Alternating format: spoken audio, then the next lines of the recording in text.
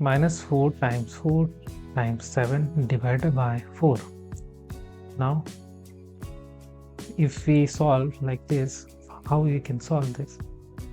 First we will operate this numerator part, then we will divide whole. So we will write minus 4 times 4 times 7. Now we will simply multiply and nothing else.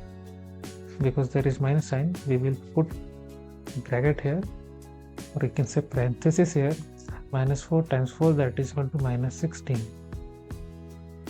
times 7. Okay, like this you are solving in this way and simply divide by 4, or you can simply cancel out. And how? Minus 4 times 4 times 7 divided by 4. This is classic math actually. 4 times 1, 4 times 1, and minus 4 times 7, which equals to minus 28.